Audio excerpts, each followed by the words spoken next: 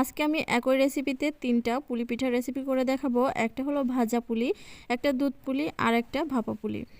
একই রেসিপিতে আপনারা পেয়ে যাচ্ছেন 3টা পুলি পিঠার রেসিপি। তো চলুন চলে যাচ্ছি মূল রেসিপিতে। প্রথমেই একটা কড়াতে আমি পরিমাণ মতো নিয়ে নিয়েছি পানি আর দিয়ে দিচ্ছি স্বাদ অনুযায়ী লবণ। আপনারা যে যতটুকু পিঠা বানাতে চান সেই বুঝে পানিটা অ্যাড করবেন। পানিটা যখন ভালোভাবে ফুটে উঠেছে তখনই এর মধ্যে আমি বাজার থেকে কিনা শুকনা আতপ চালের গুঁড়ি ব্যবহার করছি আজকে। আপনারা চাইলে বাড়িতে বানানো আতপ চালের গুঁড়ি বা ভেজা গুঁড়িও ব্যবহার করতে পারেন। তো গুঁড়িটা মাখানো হয়ে গেছে, আমি একটা সাইডে নামিয়ে রেখে দিচ্ছি ঢাকনা দিয়ে ঢেকে কিছুক্ষণের জন্য। ততক্ষণ আমি নারকেলের পুরটা বানিয়ে নেব। এখানে আমি 1.5 কাপ মতো নারকেল দিয়ে দিয়েছি আর এর মধ্যে দিয়ে দিয়েছি হাফ কাপের থেকে একটু বেশি গুড়। আপনারা আপনাদের টেস্ট অনুযায়ী গুড়টা দিয়ে দেবেন। গুড়টা গলে যখন গুড়ের পানিটা একেবারে শুকিয়ে যাবে তখনই আমি এটাকে নামিয়ে নেব। এই যে দেখতেই পারছেন গুড়ের পানিটা শুকিয়ে গেছে, এটা কিন্তু ঠান্ডা হওয়ার পর আরও একটু শক্ত হয়ে যাবে। তো এই অবস্থায় আমি নামিয়ে নিচ্ছি।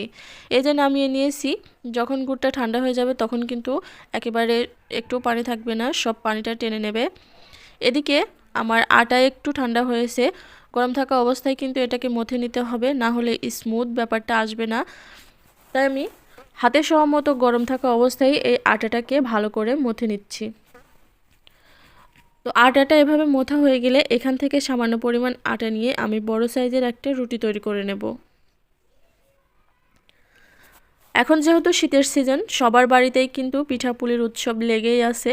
গ্রামে এই ব্যাপারটা বেশি দেখা যায়, শহরের সে তুলনায় কম। তবে আপনারা শীতের সিজনে সবাই একটু একটু পিঠে আটা বানায়, সেজন্য ভাবলাম আমিও আপনাদের সাথে একটি পিঠার রেসিপি শেয়ার করি। আমার চ্যানেলে আরও অনেক পিঠার রেসিপি দেওয়া আছে, চাইলে সেগুলো আপনারা দেখে আসতে পারেন।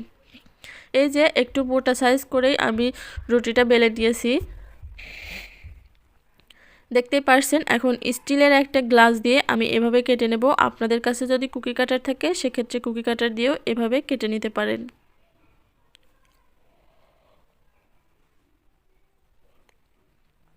তো এভাবে করে আমি সবগুলো কেটে নিয়েছি। এখন আপনাদেরকে আমি একটা পিঠে তৈরি করে দেখিয়ে দেব। এই পিঠাগুলো সচরাচর সবাই বানাতে পারে, তো আমি কিভাবে এই পিঠাগুলো বানাই সেটাই আপনাদের সাথে শেয়ার করলাম। এই তো একটু নারকেলের পুর নিয়ে নিলাম। এখন ভাঁজ দিয়ে আমি একটা ডিজাইন তৈরি করে নেব। আগে মুখটা সিল করে নিচ্ছি।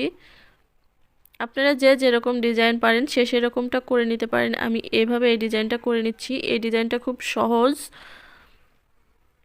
এই যে একটা হয়ে গেল। তো আমি আরেকটা দেখিয়ে দিচ্ছি। এটা কিন্তু আমি রুটি তৈরি করে নিইনি, এটা আমি হাত দিয়ে একটু বাটি করে নিয়েছি। যে এইভাবে একটু চাপ দিয়ে ঘোরালেই কিন্তু এরকম বাটি হয়ে যায়। তো আমি একটু নারকেলের পুর নিয়ে সেম ডিজাইন আরও একটা করে দেখাচ্ছি।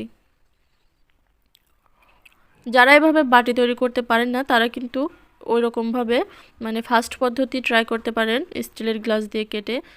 এই ডিজাইনটা খুব বেশি সহজ মনে হয় আমার কাছে, বাটি তৈরি করে নিলে আর বেলার কোনো ঝামেলা থাকে না।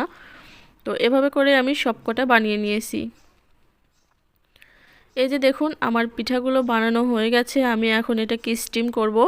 আজকে স্টিমার ছাড়াই কিন্তু স্টিম করব। এই যে এভাবে একটা কড়াতে আমি পানি দিয়ে দিয়েছি আর তার উপর বসিয়ে দিয়েছি আটা চালনি। এখন এর মধ্যে পিঠাগুলো দিয়ে ঢাকনা দিয়ে ঢেকে রেখে দিব 5 থেকে 6 মিনিটের জন্য।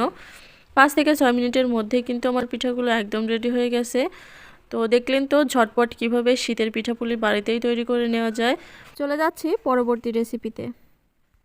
প্রথমেই আমি পানিটা গরম করে নিয়েছি লবণ দিয়ে, আর খুব ভালোভাবে যখন ফুটে উঠবে তখনই আমি একটা বাটিতে 1 কাপ পরিমাণ চালের আটা আর দিয়েছি 1/4 কাপ গুঁড়ো দুধ আর 1/4 কাপ সুজি একসাথে মিশিয়ে রেখেছিলাম, সেটাই এখানে দিয়ে দিলাম। আপনারা যদি চান পিঠা বানানোর 2-3 দিন পরেও পিঠাটা নরম তুলতুলে সফট থাক, তাহলে কিন্তু সুজিটা অবশ্যই দিতে হবে। সুজিটা দিলে কিন্তু পিঠাটা অনেক নরম হয় আর খেতেও বেশ ভালো লাগে। আটাটা যখন মাখবেন তখন অবশ্যই খেয়াল রাখবেন পালটা যাতে ভালো করে ফুটে ওঠে, না হলে কাঁচা থেকে গেলে কিন্তু পিঠার স্বাদটাই পাল্টে যাবে আর ভালো লাগবে না খেতে। আর যেহেতু সুজি দেওয়া তাই 5 থেকে 10 মিনিট ঢাকনা দিয়ে ঢেকে রেখে দেবেন আটাটা কাই করার পর। তো এই যে দেখুন আটাটা আমি নিয়েছি, মানে মথে নিয়েছি খুব ভালোভাবে। এখন ওখান থেকে একটু ডো নিয়ে এইভাবে হাতের সাহায্যে ঘুরিয়ে ঘুরিয়ে আমি একটা বাটি তৈরি করে নিচ্ছি। আপনারা চাইলে কিন্তু এই পর্যায়ে বেলুন দিয়ে বেলেও তারপরে একটা কুকি কাটার অথবা স্টিলের গ্লাস দিয়ে কেটেও এই পিঠাগুলো বানিয়ে নিতে পারেন। তো আমি আজকে খুব সহজ পদ্ধতিতে যেহেতু শেয়ার করব, তাই হাত দিয়েই এভাবে তৈরি করে নিচ্ছি। আর এই পিঠাগুলো একটু ছোট ছোট করে তৈরি করতে পারেন আপনারাও চাইলে, কিন্তু আমি আজকে এভাবে তৈরি করেছি, আপনারা আপনাদের সাইজ অনুযায়ী তৈরি করে নেবেন। আমি আজকে পিঠাটার কোনো ডিজাইন করব না, একেবারে সিম্পলভাবে এই পিঠাটা তৈরি করব। আপনারা চাইলে কিন্তু যে কোনো ডিজাইনও করে নিতে পারেন। এভাবে করলে অনেকগুলো পিঠা খুব তাড়াতাড়ি বানানো যায় আর ঝামেলাও কম হয়, সেজন্য আমি সবসময় পুলি পিঠাগুলো এরকম করেই করি, বেলুন দিয়ে বেলেও করি। তো আজকে খুব সহজভাবে যেহেতু শেয়ার করব, তাই এভাবেই আমি বানিয়ে নিয়েছি। ইচ্ছে মতো পুর ভরে মুখটা সিল করে দিলেই হয়ে গেল, একদম সহজ।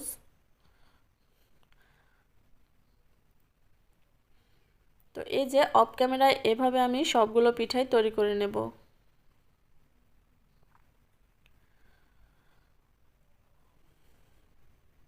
আমার আজকের এই রেসিপিটা যদি আপনাদের কাছে ভালো লেগে থাকে, অবশ্যই লাইক, কমেন্ট এবং বেশি বেশি করে শেয়ার করে দেবেন ফ্রেন্ডস আর ফ্যামিলিদের সাথে।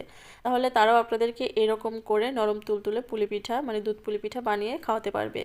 এই যে এখানে আমি দুধ নিয়ে নিয়েছি পরিমাণ মতো, এখানে আমার হাফ লিটার পরিমাণ দুধ আছে। আর দিয়ে দিচ্ছি পরিমাণ মতো চিনি। যেহেতু নারকেলের পুরটাও আমার চিনি দিয়েই করা, হালকা আমি এখানে 3 টেবিল চামচ পরিমাণে চিনি দিয়ে দিয়েছি। চিনিটা দিয়ে একটু নেড়েচেড়ে এটাকে মিশিয়ে নিতে হবে। আর দুধটা যখন খুব ভালোভাবে বলক চলে আসবে, তখনই কিন্তু পিঠাগুলো দিয়ে দিতে হবে। দিয়ে দিচ্ছি পরিমাণ মতো লবণ, জাস্ট সামান্য একটু লবণ দিয়ে দিলাম। যারা মিষ্টি খাবারে লবণ পছন্দ করেন না, তারা চাইলে স্কিপ করতে পারেন। তো দুধটা আমার খুব ভালোভাবে বলক চলে এসেছে, এ পর্যায়ে আমি পিঠাগুলো দিয়ে দিচ্ছি। ঠান্ডা দুধে কখনোই পিঠাগুলো দিতে যাবেন না, যখন দুধটা ভালোভাবে বলক চলে আসবে তখনই পিঠা দিয়ে দেবেন। আর এভাবে ঢাকনাটা একটু আগলা করে আমি ঢেকে দিচ্ছি, কারণ না হলে দুধটা উতলে চুলার পাড়টা নষ্ট হয়ে যাবে, মানে দুধটা পড়ে যাবে।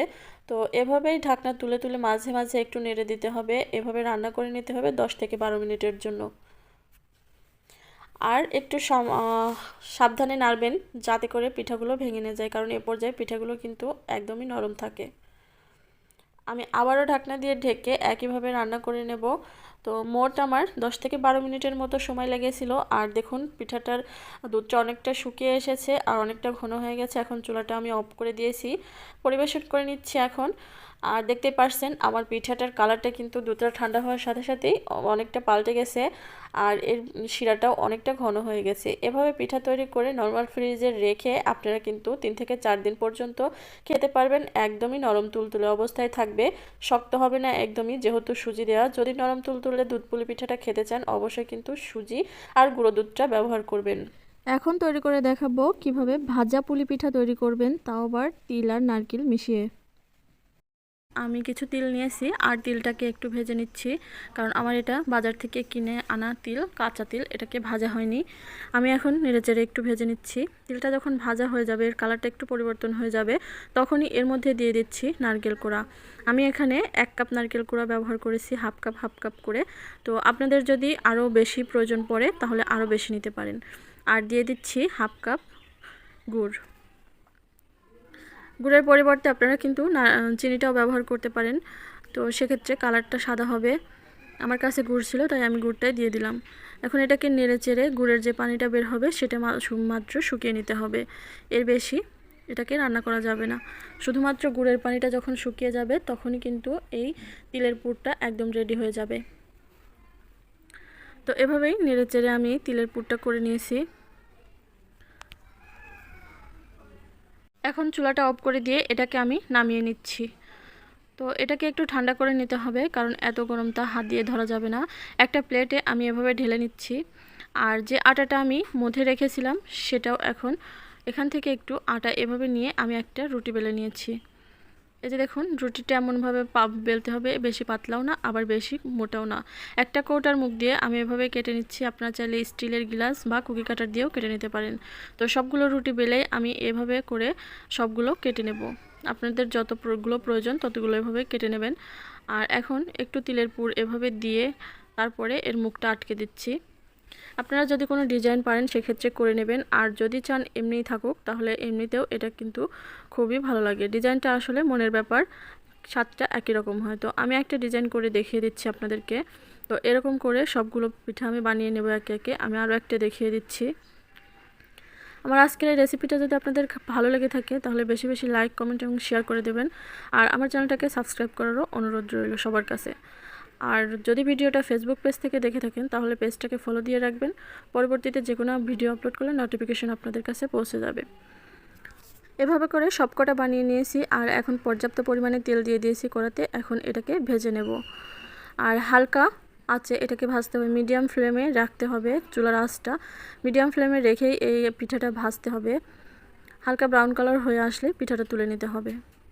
আপনারা চাইলে এই চালের গুঁড়ার পরিবর্তে বাজারের যে কেনা আটা পাওয়া যায় সেই আটা বা ময়দা দিয়েও এই পিঠাটা বানিয়ে নিতে পারেন, তাতেও কিন্তু খুবই ভালো লাগে।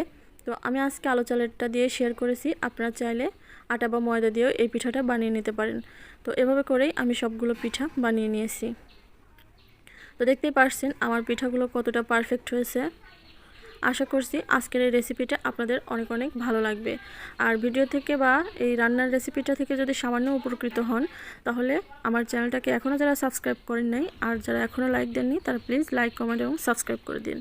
তো আজকের মতো এখানে বিদায় নিচ্ছি। চলে আসবো অন্য কোনো দিন অন্য কোনো রেসিপি নিয়ে।